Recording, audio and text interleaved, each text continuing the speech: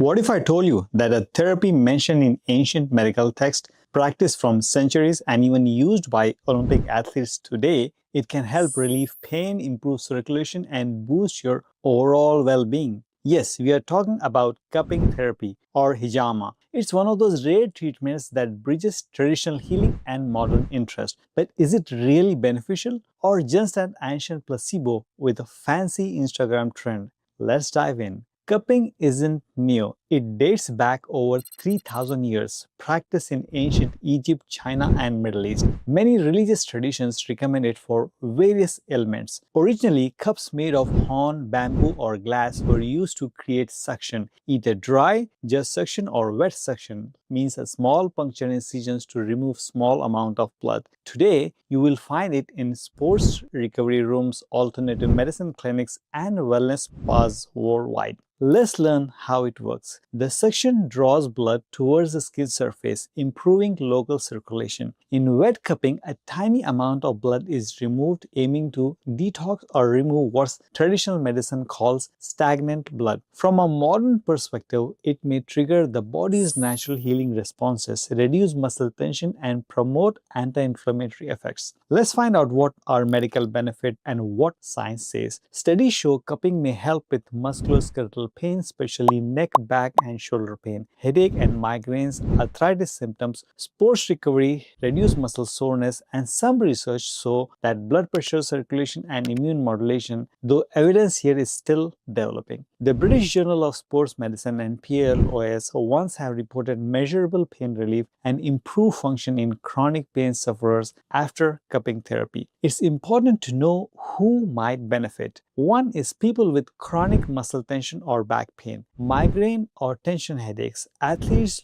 who are looking for speedy recovery, individuals with certain inflammatory conditions. How frequently one can have cupping therapy? For chronic issues, once every 2 to 4 weeks may be helpful initially. For general wellness, every few months is common. In prophetic tradition, certain lunar calendar dates were considered optimal, though in modern medicine, timing depends more on symptoms and recovery. Very important to understand the risk and precautions. Cupping is generally safe when done by a trained practitioner. Possible side effects might include bruising or skin discoloration, which might last up to 1 to 2 weeks, skin irritation or infection if not done hygienically, lightheadedness during or after the session. Is not recommended for people with bleeding disorders, severe anemia, skin infections, or those who are pregnant, especially the abdominal and lower back cupping. Hijama is a fascinating blend of history, tradition, potential medical benefit. It's not a magic cure for everything, but for the right person in the right hands, it can be safe and effective addition to a whole wellness plan. If you are curious, talk to a licensed or certified practitioner and always make sure sterile techniques are used. Remember, healing is not just about treating disease, it's about restoring a balance. I'm Dr. Rahman, and this has been the Doctor's Couch. Until next time, stay informed, stay healthy, and stay curious.